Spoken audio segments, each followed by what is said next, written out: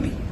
Harusnya Sri Mulyani nggak perlu menutup-nutupi seperti itu ya, karena dia akhirnya lebih terlihat sebagai seorang politisi gitu ketimbang seorang ekonom, seorang birokrat katakanlah. Karena bagaimanapun juga kan masyarakat harusnya disiapkan dengan kondisi apa yang terjadi. Tentu nggak mesti ditakut-takuti, tapi kalau orang lebih memahami situasi kan kita bisa lebih bersiap-siap. Ya, orang mulai bertanya tentang kondisi APBN kita. Jadi keterangan Sri Mulyani, ya tentu itu keterangan teknis, tetapi keterangan politisnya itu yang ditunggu orang. Apakah betul-betul APBN kita bolong? Apakah betul-betul APBN kita memang dirancang untuk kembali berutang? Apakah betul APBN kita jadi bancakan dari elite sehingga tidak ada yang turun ke rakyat? Apakah betul APBN kita itu hendak disulap lagi angka-angkanya karena ukuran-ukuran apa istilahnya kemarin? Ukuran efisiensi itu masih perlu direvisi. Apa mesti diulangi lagi proses dari awal sehingga presiden harus dipojokkan lagi? Oh, ternyata tidak rasional efisiensinya. Jadi semua peristiwa atau kesan politis itu terlihat ketika Menteri Keuangan tidak bisa menunjukkan apa sebetulnya yang terjadi dengan APBN kita. Kan hanya itu pikiran rakyat. Dan rakyat dengan mudah mengatakan atau berpikir, dan pikiran rakyat selalu datang dari insting yang orang bawah punya instingnya selalu jujur.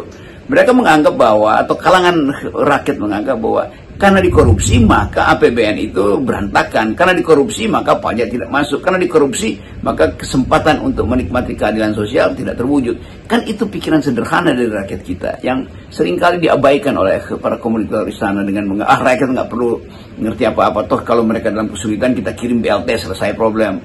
Dan kita masih melihat Presiden Jokowi di Solo masih bagi-bagi paket lebaran itu dari dalam mobilnya, tanpa mengerti bahwa ada konsep yang lebih besar, yaitu desain ekonomi kita melalui parameter APBN bisa menghasilkan pertumbuhan atau tidak, bahwa target-target Presiden Prabowo bisa di backup oleh APBN atau tidak. Kalau tidak, maka Sri Mulyani akan masuk ke dalam ukuran baru atau dalam ukuran baru dari ilmu yang lama, yaitu ngutang aja.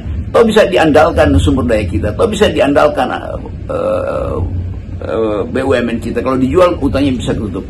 Jadi sekali lagi keterangan-keterangan yang sifatnya asal-asalan itu bagi rakyat itu artinya ada yang bermasalah di negeri ini. Artinya ada kesulitan ekonomi. Semua media asing, media dalam negeri memperlihatkan headline bahwa Indonesia ada dalam kesulitan. Indonesia akan tidak punya harapan lagi. Indonesia gelap gulita. Semua itu adalah hasil analisis sistem internasional dan para pakar yang berkompetensi untuk menunjukkan bahwa Indonesia ada dalam keadaan kesulitan.